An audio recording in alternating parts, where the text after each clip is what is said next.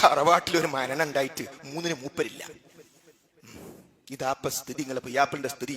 അൽഹംദുലില്ലാ പറയൂ കൂട്ടരെ, ഞാൻ അതിലില്ലെന്ന് പറയൂ. നമ്മളെ പറ്റി കുത്തുവാക്കുകൾ പറയട്ടെ. അൽഹംദുലില്ലാ, ഇത് പറഞ്ഞതിന്റെ പേരിൽ, ഇത് പ്രഖ്യാപിച്ചതിന്റെ പേരിൽ നമ്മുടെ മുൻഗാമികൾ കഷ്ടപ്പെട്ടു. ഏതുവരെ? മഹാനായ മുഹമ്മദ് മുസ്തഫ നബി കരീം സ്വല്ലല്ലാഹു അലൈഹി വസല്ലമയെ കുറിച്ച് മക്കക്കാർക്കുണ്ടായിരുന്ന ഏക പരാതി ഫറഖ ഖുറൈശ്. മുഹമ്മദ് സ്വല്ലല്ലാഹു അലൈഹി വസല്ലം വന്നിട്ട് ഖുറൈശികളെ ഭിന്നിപ്പിച്ചു. ഞങ്ങള് ലാത്തിന്റെ ഉസ്സന്റെ മനാത്തിന്റെ ഇബ്രാഹിമിന്റെ നേർച്ചയും വഴിപാടൊക്കെ ഉഷാറായി. അപ്പൊ പറയാം ഒന്നും പറ്റില്ല, പടച്ചോനെ മാത്രമേ പറ്റൂ. ഭിന്നിപ്പിച്ചു. ആ പദം നമ്മുടെ നേരെ വരട്ടെ. ഇപ്പൊ നല്ല മനുഷ്യനാ.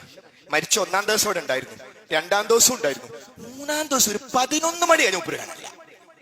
പിന്നെ മുപ്പര് 5 മണിക്കാ. അല്ലല്ലാതെ ഇലാഹുണ്ട് എന്ന് പ്രഖ്യാപിക്കുന്ന മൗലൂദും ആത്തിബും ചെല്ലുന്ന സ്ഥലത്ത് മുപ്പര് ആബ്സെന്റ്. അഷ്ഹദു, ഞാൻ സാക്ഷ്യം വഹിക്കുന്നു അല്ലാ ഇലാഹ ഇല്ലല്ലാഹ്. നിങ്ങളുടെ ആരുടെയും പ്രീതിയല്ല, മഹല്ല് കമ്മിറ്റി അംഗീകരിക്കുന്നുള്ളതല്ല, മൂത്താപ്പ് അംഗീകരിക്കുന്നുള്ളതല്ല.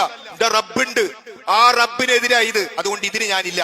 5 മണിക്ക് ഞാൻ വീണ്ടും തിരിച്ചു വന്നു. മരണ വീടിന്ന് വിട്ടുക്കാൻ പറഞ്ഞിട്ടില്ല, ആ ചടങ്ങിനെ വിട്ടുക്കാൻ പറഞ്ഞു. ഇന്നാ ബുറാഉ മിൻകും, മഹാനായ ഇബ്രാഹിം നബി അലൈഹി സ്വലാം പറഞ്ഞു, ഞാൻ നിങ്ങളിൽ നിന്ന് ഒഴിവായവനാണ്. ഏത് വിഷയത്തിൽ? അള്ളാഹു അല്ലാത്തവർക്ക് ഇബാദത്തുമായി ബന്ധപ്പെട്ട് നിങ്ങൾ ചെയ്യുന്ന കാര്യങ്ങളിൽ നിന്ന് ഞാൻ ഒഴിവായവനാണ്. കഫർ നബിക്കും, അതിൽ എനിക്ക് വിശ്വാസമല്ല.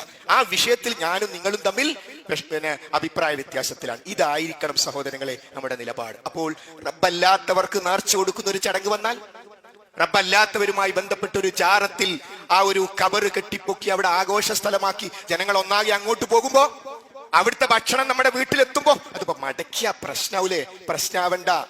ആ ചോറുമായി, അള്ളാഹു അല്ലാത്തവരെ വിളിച്ചു പ്രാർത്ഥിക്കുന്ന അഖീദയുള്ള പരിപാടിയുടെ ചോറുമായി വരുന്ന യുവാവിനെ നിങ്ങൾ ആട്ടി അകറ്റരുത്.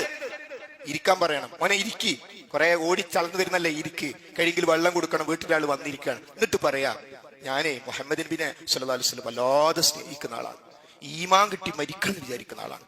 ആ ഖബറിന്റെ അടുത്ത് പോകണമെന്ന് എന്റെ വിശ്വാസം. ഖബറിന്റെ അടുത്ത് പോവുകയും ഖബറാളിക്ക് വേണ്ടി പ്രാർത്ഥിക്കുകയൊക്കെ വേണം. പക്ഷേ നേർച്ച ഇബാദത്താണ്. അത് പടച്ചോന് മാത്രമേ കൊടുക്കാൻ പറ്റുള്ളൂ.